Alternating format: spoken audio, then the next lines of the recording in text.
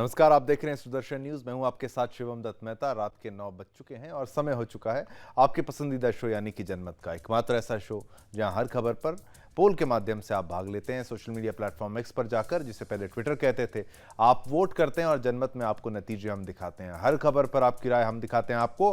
आज हम जिन विषयों पर चर्चा करेंगे उन पर जल्दी से एक नजर डाल लेते हैं। कौन से वो विषय होने वाले हैं? ये आपकी टीवी स्क्रीन पर वो विषय आ गए।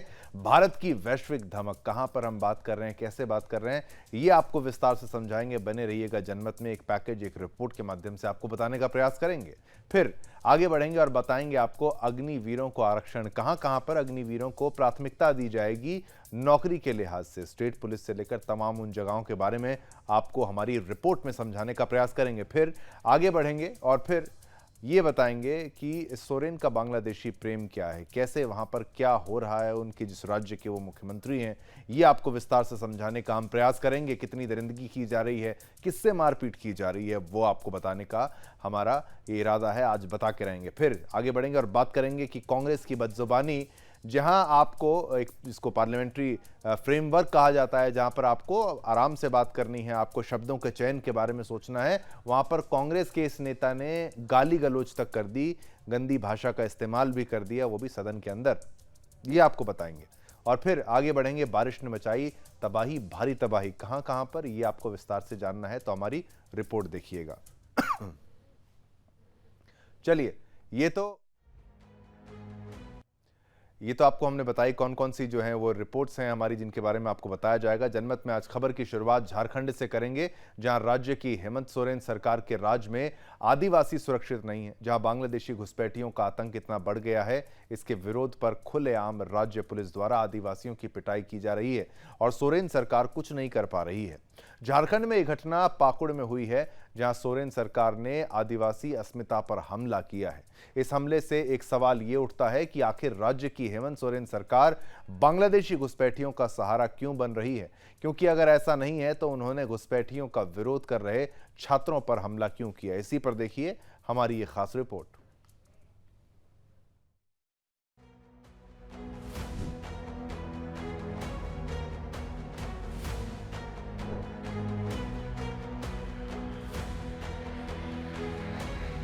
झारखंड में हेमंत सोरेन सरकार बांग्लादेशी घुसपैठियों का समर्थन करने लगी है। घुसपैठियों को न सिर्फ समर्थन कर रही है, बल्कि घुसपैठियों का विरोध करने वालों पर कार्रवाई करने लगी है। हद तो तब हो गई जब सोरेन सरकार की पुलिस ने बांग्लादेशी घुसपैठियों का विरोध करने पर आदिवासी छात्रों की पिटाई कर दी। इस घटना की जानकारी झारखंड बीजेपी के प्रदेश अध्यक्ष बाबूलाल मरांडी ने सोशल मीडिया प्लेटफॉर्म एक्स पर दिया है। बाबूलाल मरांडी ने अपने पोस्ट में लिखा कि पाकुड़ से बताया गया है कि बांग्लादेशी मुसलमानों के अवैध घुसपैठ के विरुद्ध प्रदर्शन करने वाले युवा छात्रों की कल देर रात हेमंत सोरेन सरकार की पुलिस ने छात्रावास में घुसकर बर्बरतापूर्ण पिटाई की है। छात्रों के ऊपर हुए इस कायराना हमले की विभत्स तस्वीरें विचलित करने वाली हैं। पाकुड़ जिले में बांग्लादेशी घुसपैठियों का आतंक छाया हुआ है। उनकी वजह से हिंदुओं को अपने घर छोड़कर भागने को मजबूर होना पड़ रहा है। हिंदू लड़कियों से छेड़छाड़ आदि तो आम बात हो गई है। लैंड जिहाद की हकीकत भी अब लोगों के सामने आ गई है। इन अवैध घुसपैठियों के खिलाफ छात्रों ने प्रदर्शन किया। इसके बाद हेमंत सोरेन की झारखंड पुलिस ने उनकी बर्बर तरीके से पिटाई कर दी। बाबूलाल मरांडी ने सीएम हेमंत सोरेन पर निशाना साधते हुए कहा कि हेमंत जी अपनी मां बहनों की रक्षा के लिए घुसपैठ के खिलाफ आवाज उठाने वाले युवा छात्रों पर अत्याचार और बाहरियों पर इतना प्रेम बरसाने की वजह क्या है? बांग्लादेशी घुसपैठिए झारखंड की अस्मिता और अस्तित्व के लिए खतरा बने हुए हैं। इन्हें संरक्षण देकर आप प्रदेश की 3.5 करोड़ जनता की सुरक्षा के साथ खिलवाड़ कर रहे हैं। आदिवासी छात्रों की पिटाई की इस घटना के बाद सीएम सोरेन पर सवाल उठने लगे हैं। बांग्लादेशी घुसपैठियों की संख्या झारखंड में दिन ब दिन बढ़ती ही जा रही है, जिस पर सीएम सोरेन अब तक कोई कार्रवाई नहीं कर पाए हैं। अब देखना है कि सीएम सोरेन आदिवासी की पिटाई मामले पर कब कार्रवाई करेंगे।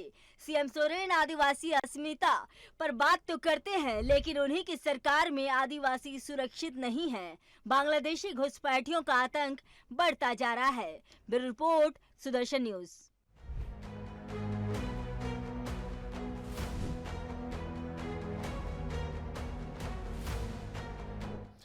तो घुसपैठियों पर एक्शन कब होगा, ये हमारा भी सवाल है। और घुसपैठियों पर एक्शन नहीं होगा तो देश बर्बाद हो सकता है और झारखंड को जाग जाना चाहिए। इसी खबर पर हमने सोशल मीडिया प्लेटफॉर्म एक्स पर जाकर आपसे एक सवाल पूछा था। वो सवाल क्या था वो भी आपकी टीवी स्क्रीन पर आएगा कि घुसपैठियों का सहारा बनी है सोरेन सरकार। ये हम नहीं कह रहे, आपसे सवाल पूछ रहे हैं, आप ही बता दीजिए। जनता जनार्दन ज्यादा बेहतर समझती है। 88% लोगों ने कहा है हाँ, घुसपैठियों का सहारा बन रही है सोरेन सरकार, और 12% ना कह रहे हैं।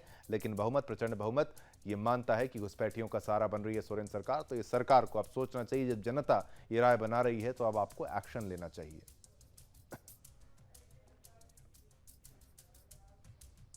जनमत में अब बात अग्निवीरों की करते हैं। तस्वीरें आपको दिखाएंगे। आपको बता दें कि मध्य प्रदेश, उत्तर प्रदेश, उड़ीसा, गुजरात और छत्तीसगढ़ सरकार ने बीते शुक्रवार यानी 26 जुलाई को सेना के अग्निवीरों को राज्य पुलिस की भर्ती में आरक्षण देने की घोषणा कर दी है।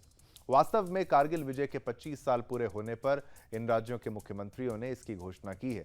इस तरह अब तक 7 राज्यों द्वारा अग्निवीरों को लेकर ऐसा ऐलान जो है वो किया जा चुका है। इस तरीके के ऐलान 2 साल पहले केंद्रीय गृह मंत्रालय ने भी बीएसएफ, सीआरपीएफ, आईटीबीपी, एसएसबी और सीआईएसएफ में अग्निवीरों को 10% आरक्षण देने की घोषणा की थी, जो पैरामिलिट्री फोर्सेज हैं। वहीं हरियाणा सरकार अग्निवीरों को 10% आरक्षण देने का फैसला कर भी चुकी है। उत्तराखंड सरकार भी 22 जुलाई को ही अग्निवीरों को आरक्षण देने का ऐलान कर चुकी है। मध्य प्रदेश के मुख्यमंत्री मोहन यादव, यूपी के मुख्यमंत्री योगी आदित्यनाथ और छत्तीसगढ़ के मुख्यमंत्री विष्णुदेव साय ने बीते शुक्रवार को कहा कि अग्निवीर जब सेना में सेवा के बाद वापस आएंगे तो उन्हें राज्य पुलिस और फॉरेस्ट गार्ड की भर्ती में आरक्षण के साथ छूट दी जाएगी। लेकिन उत्तर प्रदेश के मुख्यमंत्री योगी आदित्यनाथ द्वारा अग्निवीरों को प्रदेश पुलिस में आरक्षण देने के ऐलान के बाद अब समाजवादी पार्टी के नेता अखिलेश यादव का बयान सामने आया है, जिन्होंने ऐलान किया है कि अगर वो सत्ता में आए तो अग्निपथ योजना को खत्म कर देंगे। अपने एक्स हैंडल पर पोस्ट करते हुए अखिलेश यादव ने आगे कहा कि सत्ता में आते ही 24 घंटे में देश की सुरक्षा से समझौता करने वाली और सैनिकों के भविष्य से खिलवाड़ करने वाली अल्पकालिक अग्निवीर सैन्य भर्ती को वे रद्द कर देंगे और पुरानी भर्ती को फिर से बहाल कर देंगे। वो ऐसा कह रहे हैं जैसे कि वही ये फैसला लेने वाले हैं, या फिर तब इंडी गठबंधन ये फैसला लेगा। कौन लेगा? पहले जीतना पड़ेगा उसके लिए। हेमंत बिस्वा शर्मा ने भी यहां तक कह दिया है कि जो वहां से जो भर्ती के बाद अग्निवीर स्कीम से जो आए हैं उनको आसाम पुलिस में भी हम स्थान देने का प्रयास करेंगे। उन्होंने भी ये बात कह दी। तो हर तरफ से जो है समर्थन वो मिल रहा है। तो अग्निवीरों के लिए जो फ्यूचर है वो ब्राइट ही है, कोई डार्क फ्यूचर नहीं है, जिस तरीके से विपक्ष बताने का प्रयास कर रहा है। अब इसी खबर पर हमने आपसे सोशल मीडिया प्लेटफॉर्म एक्स पर जो पोल पूछा वो भी आपको बता देते हैं। वो सवाल क्या है, उस प्रश्न का उत्तर आपने कैसे दिया, क्या उत्तर दिया, क्योंकि सोशल मीडिया प्लेटफॉर्म एक्स पर हर खबर पर हम प्रयास करते हैं आपके लिए एक पोल रखें। और ये लीजिए, आपके टीवी स्क्रीन पर यह पोल आ गया। अग्निवीरों पर आरक्षण का फैसला सही है, इसको ना कहना ही गलत होगा। 99% लोगों ने इस पे हाँ बोला है। 1% लोग हैं, 1% आदमी जो लोग हैं उन्होंने ना बोला है। लेकिन बहुमत, प्रचंड बहुमत ये मानता है कि अग्निवीरों पर आरक्षण का फैसला सही, और पूरे देश में ये फैसले लिए भी जा रहे हैं, खासकर भाजपा शासित राज्यों में तो लिए ही जा रहे हैं। अब आगे बढ़ते हैं जनमत में। अब राजस्थान की ओर चलते हैं, जिसके विधानसभा में कांग्रेस ने वो हरकत की जो आज तक कभी नहीं हुई है। लोकतंत्र के मंदिर में कांग्रेस विधायक ने ऐसे शब्दों का प्रयोग किया जो अब तक किसी ने नहीं किया। कांग्रेस विधायक ने सरेआम लोकतंत्र और संविधान की हत्या की, बल्कि सभापति संदीप शर्मा को भी अपमानित किया। लोकतंत्र के मंदिर में अमर्यादित शब्दों का इस्तेमाल करते हुए कांग्रेस विधायक ने सभापति पर गालियों की बौछार कर दी, उनको गाली से संबोधित किया है। शब्द इतने अमर्यादित हैं कि उन्हें हम टीवी स्क्रीन पर नहीं दिखा सकते। तो आइए देखते हैं कि कांग्रेस पार्टी के किस विधायक ने संविधान की हत्या की और लोकतंत्र के मंदिर को कलंकित किया, वो आपको दिखाते हैं।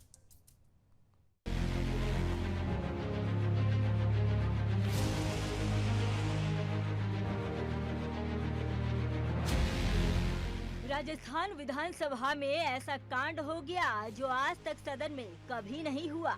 सदन की मर्यादा को तार-तार करते हुए विधानसभा के नियमों की धज्जियां उड़ाई गई।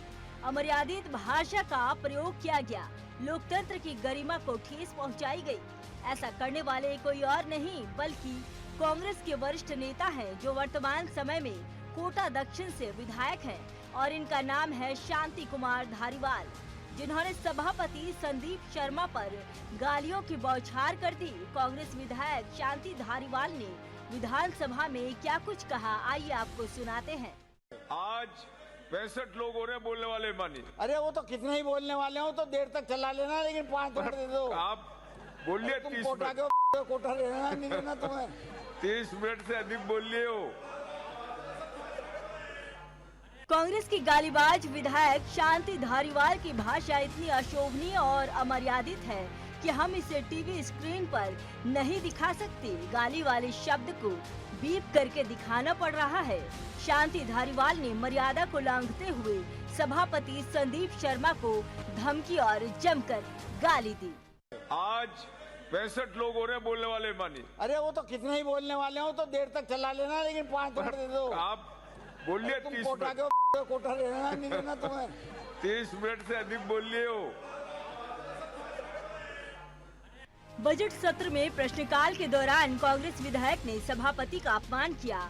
असंसदीय शब्दों के साथ गाली देने और धमकाने से पीछे नहीं हटे। यह वीडियो सोशल मीडिया पर खूब वायरल हो रहा है। लोग कांग्रेस विधायक की खूब आलोचना कर रहे हैं। वहीं बीजेपी ने भी कांग्रेस विधायक के बयान की कड़ी आलोचना की है। बीजेपी के राष्ट्रीय प्रवक्ता प्रत्युष कांत ने कहा, कांग्रेस विधायक शांति धारीवाल ने विधानसभा में अपशब्द बोले हैं। ये है राजस्थान कांग्रेस के वरिष्ठ नेता शांति धारीवाल। कांग्रेस लोकतंत्र को लेकर बड़ी बड़ी बातें करती है, मोदी सरकार के खिलाफ हमलावर रहती है, संविधान और लोकतंत्र को बचाने का राग अलापती है, लेकिन सदन का अपमान करने से नहीं चूकती। शांति धारीवाल राहुल गांधी के नक्शे कदम पर चलते हुए दिखाई दे रहे हैं। क्यों शांति धारीवाल की तरह राहुल गांधी भी सदन में कई बार संविधान और पीएम मोदी का अपमान कर चुके हैं। Bureau report, Sudarshan news.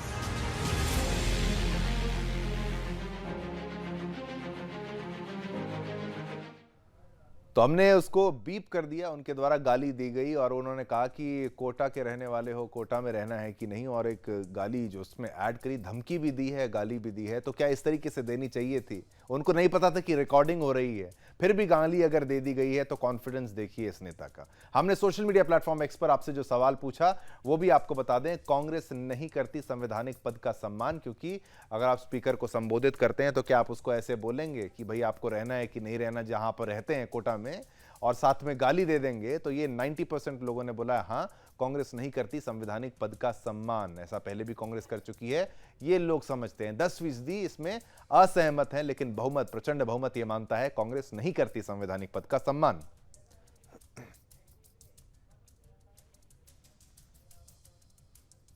आगे बढ़ते हैं। देश के कई राज्यों में बाढ़ बारिश का कहर जारी है। जुलाई के पहले हफ्ते से शुरू हुआ मॉनसून आफत मचा रहा है। जुलाई महीना खत्म होने तक बाढ़ पूरे विकराल रूप में जो है आ चुकी है। बाढ़ ही बाढ़ है। देश भर में नदियां उफान पर हैं, कई गांव जलमग्न हो चुके हैं। गुजरात, तस्वीरें आप देखिए, ये 6 विंडो में आप देखिए बहरूच, गुजरात, और जगह जगह की तस्वीरें। गुजरात, महाराष्ट्र समेत कई राज्यों में भारी बारिश के चलते बाढ़ जैसे हालात बन गए हैं, जिसे देखते ही मौसम विभाग ने कई राज्यों में अलर्ट जारी किया है। पहाड़ से लेकर मैदान तक लोग परेशान हैं, यानी उत्तर से दक्षिण और पूर्व से पश्चिम तक बाढ़ बारिश का जो पैनिक बटन दबा है, उससे भी अभी कभी किसी को राहत मिलती हुई तो नजर नहीं आ रही है। यूपी, बिहार और असम के छोटे शहर हों या महाराष्ट्र के मुंबई जैसे बड़े मेट्रो सिटीज, हर जगह पानी ही पानी भरा है। लगातार हो रही बारिश के कारण नदियां उफान पर हैं, नाले ओवरफ्लो हो गए हैं, सड़कों पर कई फुट पानी जमा है, रिहायशी मकान और स्कूल डूब गए हैं, और ये बर्बादी अभी थमने वाली नहीं है। इसी कड़ी में अब बात गुजरात की भी करते हैं। लगातार भारी बरसात से गुजरात में भी सिचुएशन आउट ऑफ कंट्रोल। ये देखिए तस्वीरें, देखिए डरा देने वाली ये तस्वीरें आपकी टीवी स्क्रीन पर। सिचुएशन आउट ऑफ कंट्रोल हो चुकी है। उत्तर से लेकर दक्षिण गुजरात तक पैनिक बटन यहां भी दब चुका है, क्योंकि वडोदरा, सूरत, भरूच और आणंद सहित कई जिलों में बाढ़ आ गई है। बिल्कुल ये तस्वीरें देखिए, सड़कें ऐसा लग रहा है नदी है। जिलों में बाढ़ तो आई है, और बारिश और बाढ़ के डबल इंपैक्ट ने जिंदगियों को दांव पर लगा दिया है। बाढ़ बारिश के कहर से लोग हैरान और परेशान हैं। ये पुल के नीचे से ये बहता हुआ पानी देखिए, इसकी प्रचंड वेग को देखिए। कई लोगों की मौत हो चुकी है, हजारों लोगों के मकान टूट गए हैं, डूब गए हैं। बाढ़ की भयानक तस्वीर ड्रोन कैमरे में आप देख सकते हैं, और सोचिए कितना विकराल रूप इस बाढ़ ने ले लिया है। नदियां यहां पर समुद्र की भांति नजर आ रही हैं।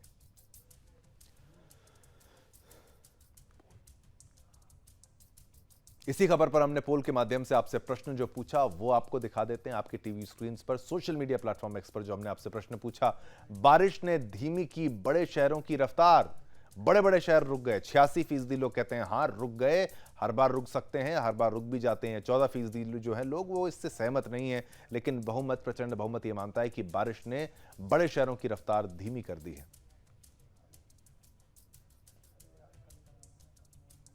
आगे बढ़ते हैं, जनमत में अब बात पेरिस ओलंपिक की करते हैं, जहां से आज भारत के लिए बड़ी अच्छी खबर आई है। आपको बता दें, भारतीय शूटर मनु भाकर पेरिस ओलंपिक में 10 मीटर एयर पिस्टल इवेंट के फाइनल में पहुंच गई हैं, जिसके बाद अब वे कल यानी रविवार 28 जुलाई को इस इवेंट के फाइनल में मेडल के लिए निशाना लगाती नजर आएंगी। दरअसल मनु ने क्वालिफिकेशन इवेंट में 600 में से 580 पॉइंट्स हासिल किए और 45 शूटर्स में तीसरे स्थान पर रही हैं। इस इवेंट में दूसरी भारतीय शूटर रिदम सांगवान फाइनल में नहीं पहुंच पाई। सांगवान 573 पॉइंट्स के साथ 15वें नंबर पर 73 पॉइंट्स पर रही। वहीं आपको बता दें कि क्वालिफिकेशन इवेंट में केवल टॉप 8 शूटर ने ही फाइनल के लिए क्वालिफाई किया है। अब ऐसे में गोल्ड के लिए भारत की उम्मीदें मनु पर टिकी हुई हैं। इससे पहले चीन ने पेरिस ओलंपिक 2024 का पहला गोल्ड जीता, जहां चाइनीज टीम शूटिंग के 10 मीटर राइफल मिक्स्ड इवेंट में चैंपियन बनी। रिपब्लिक ऑफ कोरिया दूसरे और कजाकिस्तान तीसरे स्थान पर रहा। कजाकिस्तान टीम ने इस गेम का पहला मेडल अपने नाम किया। इसके साथ ही 10 metre air pistol men's event में भारतीय निशानेबाज सरबजोत सिंह और अर्जुन सिंह चीमा फाइनल के लिए क्वालिफाई नहीं कर सके, जहां सरबजोत 9वें और अर्जुन 18वें स्थान पर रहे हैं। अब इसी खबर पर हमने आपके लिए ग्राफिक्स भी बनाए हैं, ताकि ग्राफिक्स के माध्यम से भी आप ओलंपिक्स के बारे में समझ पाएं। तो मनु भाकर का प्रदर्शन 10 मीटर एयर पिस्टल इवेंट के फाइनल में पहुंची हैं, ये आपके लिए है। ये इंपॉर्टेंट पॉइंट्स आपको हम बता रहे हैं। और फिर 600 में से 580 पॉइंट्स इनके द्वारा, मनु भाकर के द्वारा हासिल किए गए हैं। ये उपलब्धि है, क्वालिफाई करने के साथ साथ 600 में से 580 पॉइंट्स हासिल करना। 45 शूटर्स में से 3rd नंबर पर यानी तीसरे स्थान पर रही हैं, ये भी एक उपलब्धि है। ये मनु भाकर का प्रदर्शन हम आपको बता रहे हैं। कल आप इनको देखेंगे, रविवार को फाइनल में मेडल के लिए ये निशाना लगाएंगी और हम आशा करते हैं कि मेडल ये लेकर भी आएंगी। 10 मीटर एयर पिस्टल इवेंट के फाइनल में ये पहुंच चुकी हैं और ये भारत के लिए बहुत गौरव की बात है। 600 में से 580 पॉइंट्स हासिल किए हैं, तीसरे स्थान पर हैं। कल ये मेडल के लिए निशाना लगाएंगी। 45 शूटर्स में से 3rd नंबर पर तीसरे स्थान पर ये हैं और कल आशा करते हैं भारत के लिए कोई मेडल आने वाला है। तो मेडल की आस तो हमें रहती है और हमारे जो खिलाड़ी हैं, वीर खिलाड़ी, जाबाज खिलाड़ी, वो मेडल लेकर आते भी हैं। और महिला खिलाड़ियों से भी हमें काफ़ी उम्मीद है, क्योंकि उनका भी प्रदर्शन हर बार अच्छा ही रहा है। अब आगे बढ़ते हैं। नीति आयोग की 9वीं गवर्निंग काउंसिल की बैठक आज नई दिल्ली में आयोजित हुई, जिसकी अध्यक्षता स्वयं प्रधानमंत्री नरेंद्र मोदी द्वारा की गई, क्योंकि वही इसके चेयरमैन होते हैं। लेकिन ये बैठक भी सियासी संग्राम के दायरे से बच नहीं पाई। दरअसल बजट में भेदभाव का आरोप लगाते हुए कुछ गैर बीजेपी शासित राज्यों के मुख्यमंत्रियों ने इस बैठक से पहले ही किनारा कर लिया था। वहीं विपक्षी गठबंधन की ओर से एकमात्र पश्चिम बंगाल की मुख्यमंत्री ममता बनर्जी इसमें शामिल हुई, मगर थोड़ी देर बाद ही वह भी बैठक को बीच में ही छोड़कर बाहर आ गईं। उन्होंने आरोप लगाया कि उन्हें बोलने का मौका नहीं दिया गया। क्या नहीं दिया गया या दिया गया, इसी पर देखिए हमारी खास रिपोर्ट। में नीति आयोग की 9वीं गवर्निंग काउंसिल की बैठक आज आयोजित की गई, जिसकी अध्यक्षता प्रधानमंत्री नरेंद्र मोदी ने की। लेकिन इस पर भी सियासी हंगामा लगातार जारी है। दरअसल बजट में भेदभाव का आरोप लगाते हुए कुछ गैर भाजपा शासित राज्यों के मुख्यमंत्री ने इस बैठक से किनारा किया। नीति आयोग की बैठक में शामिल होने वाले सीएम में एकनाथ शिंदे, योगी आदित्यनाथ, पुष्कर सिंह धामी, पेमा खांडू, चौना मीन, माणिक साह, हेमंता बिस्वा शर्मा, मोहन चरण मांझी, विष्णुदेव साहे, भूपेंद्र पटेल, भजन लाल शर्मा, कॉनराड सांगमा का नाम शामिल है। विपक्षी गठबंधन की ओर से एकमात्र पश्चिम बंगाल की मुख्यमंत्री ममता बनर्जी इसमें शामिल हुई, मगर थोड़ी देर बाद ही वह भी बैठक को बीच में छोड़कर बाहर आ गए। उन्होंने आरोप लगाया कि उन्हें बोलने का मौका नहीं दिया गया। गुस्साई मुख्यमंत्री ममता बनर्जी ने बताया, मैंने बैठक में कहा कि आपको राज्य सरकारों के साथ भेदभाव नहीं करना चाहिए। मैं बोलना चाहती थी, लेकिन मुझे केवल 5 मिनट बोलने की अनुमति दी गई। मुझसे पहले लोगों ने 10-20 मिनट तक बात की। विपक्षी ओर से केवल मैं ही इस कार्यक्रम में भाग ले रही थी, लेकिन फिर भी मुझे बोलने का मौका नहीं दिया गया। यह अपमानजनक है। मैं और एक बात बोला, देखिए मेरे स्टेट के लिए भी आपको कहना है कि आप 3 साल से हमारा 100 दिन का काम बंद करके रखा, अब आवास योजना बंद करके रखा, प्रधानमंत्री योजना बंद करके रखा, अब रूरल रोड बंद करके रखा। ऐसे कोई गवर्नमेंट नहीं चलते हैं। आपको डिस्क्रिमिनेट नहीं करना चाहिए। If you discriminate between your party to other party, then how the country will run? When you are in power, you have to take care for all. Boman আছে Boys and girls. বুমন আছে मैंने जो बोलना एक में बोला है, उसका बाद में बस मैं हूँ माइक स्टॉप कर दूँ। आप छोड़कर आ रहे हैं। ममता बनर्जी के नीति आयोग की बैठक को बीच में छोड़कर निकलने पर केंद्रीय मंत्री प्रहलाद जोशी ने कहा कि नीति आयोग की बैठक में क्या हुआ उन्हें इसकी जानकारी नहीं है, लेकिन मैं बस इतना कह सकता हूँ कि ये कथित इंडी गठबंधन कोई गठबंधन ही नहीं है। ममता बनर्जी ने बंगाल में कांग्रेस को एक भी सीट नहीं दी। वे लोगों के जनादेश को पचा नहीं पा रहे हैं और अपना राग अलाप रहे हैं। ये एक ऐसी संस्था है जो केंद्र और राज्य के बीच में धन के आवंटन की व्यवस्था को सुनिश्चित करती है, राज्यों के अधिकारों की रक्षा करती है। दुर्भाग्य है कि कई राज्य सरकारों ने नीति आयोग की बैठक का भी बहिष्कार किया है, जो उनके राज्य हितों के विरुद्ध है। लक्ष्य प्लानिंग कमीशन के और नीति आयोग के कमोबेश एक है। लिहाजा मैं ममता दीदी के इस सुझाव से असहमत हूँ। इंडिया गठबंधन के कई सदस्य, कई महत्वपूर्ण घटक बिहार और आंध्र प्रदेश को दी गई राहत के खिलाफ हैं। बिहार और आंध्र प्रदेश दोनों पिछड़े प्रदेश हैं और उस पर निशाना लगाना ठीक है। नीति आयोग की बैठक के दौरान प्रधानमंत्री नरेंद्र मोदी ने कहा कि साल 2047 तक विकसित भारत बनाने का सपना हर भारतीय का है। राज्य इस लक्ष्य को हासिल करने में अहम भूमिका निभा सकते हैं, क्योंकि राज्य लोगों से सीधे तौर पर जुड़े रहते हैं। भारत को अपनी स्वतंत्रता के 100वें वर्ष यानी 2047 तक 30,000 अरब डॉलर की विकसित अर्थव्यवस्था बनने में मदद करने के लिए एक दृष्टिकोण पत्र तैयार किया जा रहा है। नीति आयोग की बैठक में साल 2047 तक भारत को एक विकसित राष्ट्र बनाने पर फोकस किया गया है। इस बैठक का उद्देश्य केंद्र एवं राज्य सरकारों के बीच सहभागी संचालन तथा सहयोग को बढ़ावा देना, वितरण तंत्र को मजबूत करके ग्रामीण और शहरी दोनों आबादी के लिए जीवन की गुणवत्ता को बढ़ाना है। और ऐसे में विपक्ष का इस बैठक को बॉयकॉट करना और ममता बनर्जी का बैठक को बीच में छोड़कर चले जाना ये दर्शाता है कि विपक्ष को राज्यों और देश के विकास से ज्यादा उनके लिए उनकी राजनीति जरूरी है। Bureau report, Sudarshan news.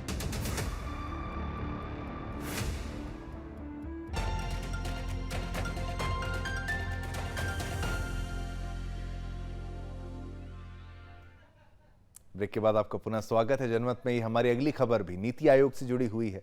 पश्चिम बंगाल की मुख्यमंत्री ममता बनर्जी की बैठक को बीच में ही छोड़कर जाने के बाद उनके द्वारा लगाए गए आरोपों पर अब पीआईबी का बयान सामने आया है। दरअसल ममता ने आरोप लगाया कि उन्हें बोलने का मौका नहीं दिया गया और उनका माइक बंद कर दिया गया था। अब उनके आरोपों को केंद्र सरकार ने खारिज कर दिया है। सरकार ने कहा है कि बंगाल की सीएम का बोलने का समय पूरा हो गया था। केंद्रीय वित्त मंत्री निर्मला सीतारमण ने कहा, सीएम ममता बनर्जी ने नीति आयोग की बैठक में हिस्सा लिया, हम सभी ने उन्हें सुना, सभी मुख्यमंत्रियों को बोलने के लिए समय दिया गया था। ममता बनर्जी ने मीडिया में कहा कि उनका माइक बंद कर दिया गया था। ये पूरी तरह से झूठ है। प्रत्येक मुख्यमंत्री को बोलने के लिए उचित समय दिया गया था। ये दुर्भाग्यपूर्ण है कि पश्चिम बंगाल की मुख्यमंत्री ममता बनर्जी ने दावा किया है कि उनका माइक बंद कर दिया गया, जो सच नहीं है। उन्हें फिर से झूठ पर आधारित कहानी बनाने के बजाय सच बोलना चाहिए। सरकारी सूत्रों ने उनके आरोपों को खारिज करते हुए कहा कि ममता को बोलने के लिए दिया गया समय समाप्त हो गया था। इंट्रोडक्टरी स्पीच का समय वो था उनके लिए। ये कहना गलत है कि ममता का माइक्रोफोन बंद कर दिया गया था। उन्होंने कहा कि घड़ी के अनुसार उनके बोलने का समय समाप्त हो गया था। बंगाल सीएम की बोलने की बारी दोपहर के भोजन के बाद आती है, लेकिन पश्चिम बंगाल सरकार के आधिकारिक अनुरोध पर उन्हें 7वें वक्ता के रूप में बोलने की अनुमति दी गई, क्योंकि उन्हें जल्दी कोलकाता लौटना था। ये एक एंगल भी आपको नहीं पता होगा कि उन्हें वापस जल्दी जाना था। नीति आयोग की बैठक के बाद सीईओ BVR सुब्रमण्यम ने क्या कहा, वो भी आपको सुनाते हैं।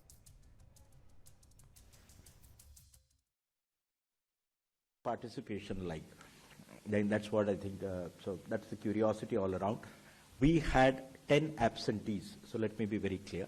There were 10 absentees and we had 26 participants. All states and UTs put together are 26 in number, 36 in number, minus 10 absentees, we have 26. who are the ones which are absent? We had absentees from Kerala. That was indicated much earlier. I mean, pretty much early. I mean, probably 10-12 days ago. We had Tamil Nadu, Karnataka, Telangana, Bihar, Delhi, Punjab, Himachal Pradesh. In the last minute, we had a dropout from Jharkhand and Puducherry. जनमत में अब हम बात करेंगे कांग्रेस के राम विरोध की पराकाष्ठा की।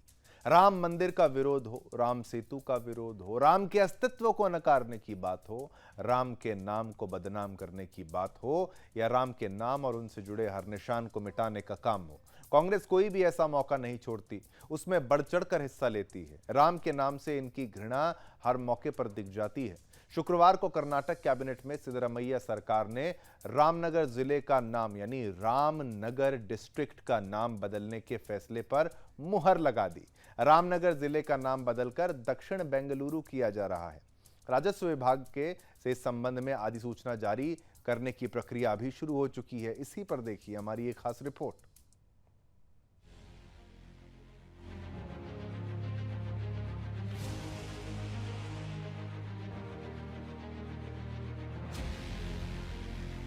कभी राम सेतु के अस्तित्व को नकारा तो कभी राम मंदिर का विरोध किया। कांग्रेस पार्टी की राम विरोधी मानसिकता एक बार फिर सबके सामने आई है। कर्नाटक की कांग्रेस सरकार ने हाल ही में रामनगर जिले का नाम बदलकर बेंगलुरु साउथ करने का फैसला किया है। ये फैसला मुख्यमंत्री सिद्धरमैया की अध्यक्षता में कैबिनेट की बैठक में लिया गया। इसके लिए उप मुख्यमंत्री डीके शिव कुमार के नेतृत्व में एक प्रतिनिधि मंडल ने मुख्यमंत्री से मुलाकात कर इस मुद्दे पर ज्ञापन सौंपा था। इस फैसले के बाद बीजेपी ने कड़ी प्रतिक्रिया दी है। इसे कांग्रेस की हिंदू विरोधी मानसिकता का प्रतीक बताया है। कर्नाटक के धारवाड़ से बीजेपी सांसद प्रहलाद जोशी ने कहा, कांग्रेस को राम के नाम से एलर्जी है और यह वोट बैंक की राजनीति के लिए किया जा रहा है। आज जो रामनगर है वो चेंज करने का डिसीजन लेके फिर एक बार उन लोगों ने कांग्रेस पार्टी और कांग्रेस के सरकार हम राम के खिलाफ है ऐसे सिद्ध कर दिया। कोई भी डिमांड नहीं किया था। Nobody has demanded. हमारे उधर के जो एमपी है जिसमें रामनगर आता है, डॉक्टर मंजुनाथ, उन्होंने भी लिखा है कि आपको ये नाम चेंज नहीं करना है, लेकिन वोट बैंक पॉलिटिक्स के लिए और रियल एस्टेट के लालच में ये सब किया जा रहा है। कांग्रेस की हिंदू विरोधी मानसिकता का पुराना इतिहास रहा है। राम मंदिर का विरोध और भगवान राम के अस्तित्व पर सवाल। कांग्रेस के सहयोगी भी रामचरितमानस पर अपमानजनक टिप्पणी कर चुके हैं। कांग्रेस राम सेतु के अस्तित्व को नकार चुकी है। अब रामनगर का नाम बदलकर बेंगलुरु साउथ करना भगवान राम के नाम को हटाने का प्रयास है। कर्नाटक के उप मुख्यमंत्री डीके शिव कुमार ने सरकार के फैसले पर कहा, मैं बेंगलुरु से हूँ, ये बेंगलुरु जिला है, इसलिए अपनी पहचान क्यों खोए? We have right. Definitely, we have to protect our right. So the entire people, irrespective of political party, the people are very happy, and we don't want. See, when you look at Bangalore, the world is looking at. You just go to the history of what Atal Bihari Vajpayee said on Bangalore. I don't want to lose that name. सवाल है कि क्या पहचान और अधिकार के नाम पर कांग्रेस देश से राम का निशान मिटाना चाहती है? Bureau report, Sudarshan news.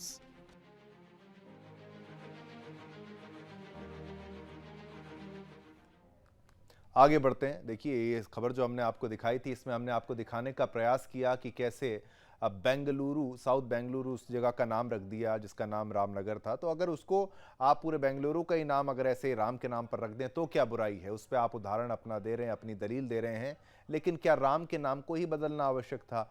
फिर अगर भाजपा आरोप लगाती है, हिंदूवादी आरोप लगाते हैं कि आप राम के नाम के साथ खिलवाड़ कर रहे हैं, तो उनकी बात को भी समझना बेहद आवश्यक है। जो सत्य है वो हमने आपको दिखाया। आगे चलेंगे, अब बात करेंगे अमेरिका की। अमेरिका में दरअसल अमेरिकी सेनेटर मार्को रूबियो ने 25 जुलाई को एक साहसिक और निर्णायक विधेयक पेश किया है जिसमें भारत को जापान, इजराइल, कोरिया और नाटो सहयोगियों के बराबर तकनीकी हस्तांतरण का दर्जा देने का प्रस्ताव रखा गया है, प्रस्ताव दिया गया है। ये विधेयक सीधे तौर पर चीन और पाकिस्तान जैसे देशों की आक्रामक नीतियों का मुकाबला करने के लिए बनाया गया है, जो न केवल भारत बल्कि पूरे इंडो पैसिफिक क्षेत्र की स्थिरता के लिए खतरा है। इसको लेकर उन्होंने सोशल मीडिया प्लेटफॉर्म एक्स पर एक पोस्ट भी किया, यानी जिसे कहते हैं ट्वीट भी किया है। चीन का कम्युनिस्ट शासन अपने विस्तारवादी नीतियों और आक्रामक रवैये के लिए कुख्यात है, बदनाम है। वह अपनी सैन्य शक्ति का उपयोग करके पड़ोसी देशों की संप्रभुता का उल्लंघन करता है और अपनी इच्छा थोपने की कोशिश करता है।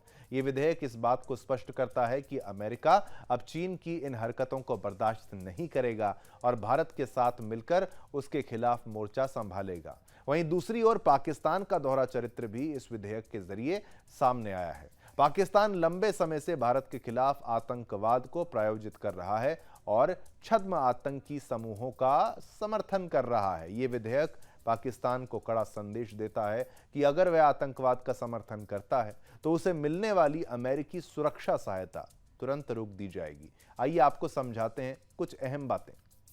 तो देखिए कौन सी अहम बातें हैं वो आपको बता देते हैं। वैश्विक सुरक्षा में नेटो की भूमिका साइबर युद्ध, आतंकवाद और व्यापक विनाश के हथियारों के प्रसार जैसे उभरते खतरों का सामना करके वैश्विक सुरक्षा में महत्वपूर्ण भूमिका निभाता है। ये नेटो है। अगर भारत नेटो में शामिल होता है तो सुरक्षा सहयोग, भारत पर हमले की स्थिति में सामूहिक रक्षा समर्थन मिलेगा, उन्नत सैन्य तकनीक, अत्याधुनिक सैन्य प्रौद्योगिकियों और उपकरण की सहायता मिलेगी, रणनीतिक साझेदारी, वैश्विक मंचों पर कूटनीतिक समर्थन और मजबूत संबंध होगा। नेटो के अलाई पर हमला माने पूरे नेटो पर हमला, खुफिया जानकारी साझा करना, सुरक्षा खतरों से निपटने के लिए महत्वपूर्ण जानकारियां मिलेंगी अगर भारत नेटो का मेंबर बन जाता है। सैन्य प्रशिक्षण, संयुक्त सैन्य अभ्यास यानी जॉइंट मिलिट्री एक्सरसाइजेज और प्रशिक्षण में भागीदारी, ट्रेनिंग एक्सरसाइज होंगी। नेटो के उद्देश्य क्या हैं? लोकतांत्रिक मूल्यों को बढ़ावा देता है नेटो, यह सबसे महत्वपूर्ण है। रक्षा और सुरक्षा से संबंधित मुद्दों पर सदस्यों को विचार विमर्श और सहयोग करने का अवसर देता है नेटो। तो ये नेटो में क्या खास है वो आपको बता रहे हैं। ये सामूहिक रक्षा तंत्र भी प्रदान करता है, जिसका मतलब है कि किसी एक सदस्य पर हमला सभी पर हमला माना जाएगा। जैसा मैंने आपको पहले बताया था, एक साथ चलते हैं नेटो के जितने भी देश हैं। उत्तरी अटलांटिक संधि संगठन यानी नॉर्थ अटलांटिक ट्रीटी ऑर्गेनाइजेशन, ये इसकी फुल फॉर्म है। उत्तरी अटलांटिक संघी संगठन यानी नॉर्थ अटलांटिक ट्रीटी ऑर्गेनाइजेशन एक राजनीतिक और सैन्य गठबंधन है। केवल राजनीतिक नहीं है, सैन्य शक्ति के रूप में गठबंधन है जो 1949 में स्थापित हुआ था। ये नेटो के बारे में विस्तार से जानिए। मुख्य उद्देश्य अपने सदस्य देशों की स्वतंत्रता और सुरक्षा की रक्षा करना है। नेटो के वर्तमान में 31 सदस्य देश हैं। अगर भारत इसका मेंबर बन जाएगा तो 32 देश हो जाएंगे। सदस्य देश संयुक्त राज्य America, Canada, United kingdom, France, Germany, Italy, वो तमाम देश। 12 सदस्यों के साथ ये शुरू हुआ था मूल रूप से, इसलिए इसमें विस्तार संभव है। इसी खबर पर हमने पोल के माध्यम से जो प्रश्न आपसे पूछा वो भी आपकी टीवी स्क्रीन पर देते हैं। भारत को मिलना चाहिए नेटो देशों जैसा दर्जा, तो 79% लगभग 80% लोगों ने हाँ में जवाब दिया है, 20 से 21% लोगों ने ना में जवाब दिया है। तो बहुमत, एक बड़े लेवल, ज़्यादा जो संख्या में लोग हैं वो ये मानते हैं कि भारत को नेटो का यहाँ पर मेंबर बनाना चाहिए। आगे बढ़ते हैं, अगली खबर का रुख करते हैं। मथुरा में लैक्मे एकेडमी के खिलाफ प्रदर्शन हुआ है। लैक्मे एकेडमी में धर्म परिवर्तन मामले में अखिल भारत हिंदू महासभा ने जबरदस्त विरोध प्रदर्शन किया है। अखिल भारत हिंदू महासभा ने लैक्मे एकेडमी और करीना कपूर खान का पुतला जलाया है। बता दें कि मुरादाबाद में लैक्मे एकेडमी में हिंदू लड़कियों पर धर्म परिवर्तन के लिए दबाव बनाया जाता था। हिंदू महासभा की जिला अध्यक्ष छाया गौतम ने कहा, मुसलमानों द्वारा धर्म परिवर्तन के जितने भी रैकेट चलाए जा रहे हैं उसका हम घोर विरोध करते हैं और चेतावनी देते हैं कि इस तरह के कृत्य बिल्कुल भी बर्दाश्त नहीं किए जाएंगे। हिंदू अब जागरूक हो चुका है, संगठित हो चुका है और देश और प्रदेश में हिंदूवादी सरकार है। हिंदुओं का उत्पीड़न बिल्कुल भी बर्दाश्त नहीं किया जाएगा। तो करीना कपूर खान का यहां पर पुतला जो है वो फूंका गया है। प्रतिक्रिया भी आपको सुनाते हैं। आपने पुतला दहन किया, किस उपलक्ष्य में किया ये? की बहुत बड़ी साजिश मुसलमानों की चल रही है। लैक्मे कंपनी की जो ब्रांड एम्बेसडर बनी हुई है करीना खान, जिसने खुद ने धर्म परिवर्तन किया। जितनी भी संचालिका देश में, जितने भी इसके स्टोर खुले हुए हैं, जितनी भी इसकी कोचिंग खुली हुई है, जितनी भी इसकी संचालिका बनी हुई है, वो सब हिंदू और उनको मुसलमान बनाया गया है। जैसे मुरादाबाद में भी कांड हुआ है, उस लड़की का पहले हिंदू नाम सपना था, अभी उसको रक्षिका खान बना दिया। और वो जो मुसलमान बनी हुई है, वो जितनी वहाँ हिंदू नाबालिग लड़कियां, छोटी छोटी लड़कियां सौंदर्यीकरण का जो कोर्स करने आ रही हैं, उस कोर्स को लेके वो लड़कियों को बिंदी छुड़वा रही है, उनका कलावा हटवा रही है और उनको जबरदस्ती मुसलमान लड़कों से दोस्ती करने को कह रही है, शादी करने को कह रही है।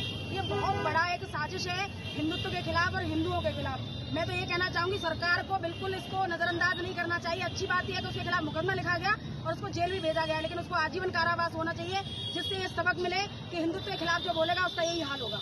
करीना कपूर लैक्मे की ब्रांड एम्बेसडर है और प्रचार कर रही हैं, वो भी एक महिला हैं। निश्चित तौर पर वही तो प्रेरणा स्रोत बनी हुई हैं।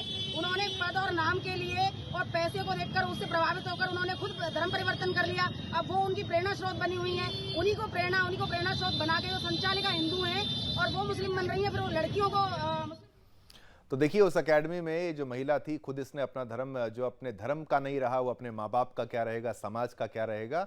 और जो मंगलसूत्र पहनकर आती थी, कलावा पहनकर आती थी, टीका लगाकर आती थी, उनको बताती थी कि ये मत करो। तो आप जो टीका लगाना भूल गए ना, जो हिंदू, जो माताएं बहनें मंगलसूत्र पहनना छोड़ चुकी हैं, ये आपके लिए भी एक संदेश है कि आप अपने रीति रिवाज को निभाने में जो शर्म करते हैं, तो ये जो हैं जिहादी, ये आपको फंसाने का प्रयास करेंगे। हालांकि वो गिरफ्तार हो गई है और हम भी मांग करेंगे कभी भी जेल से बाहर ना आए, और बाहर आए तो उसका इलाज अच्छे से किया जाए। ऐसे लोगों का, उनकी बुद्धि जिसकी खराब हो गई है, उनको पागल खाने भेजना चाहिए, अकेडमी नहीं चलाने देना चाहिए। छोटा सा ब्रेक क्या लेंगे, अब समय हो चुका है वाइंड अप करने का। मुझे यानी शिवम दत्त मेहता और मेरी पूरी टीम को आगे दीजिए। हम सभी की तरफ से आप सभी को जय हिंद, जय भारत, जय हिंदुस्तान।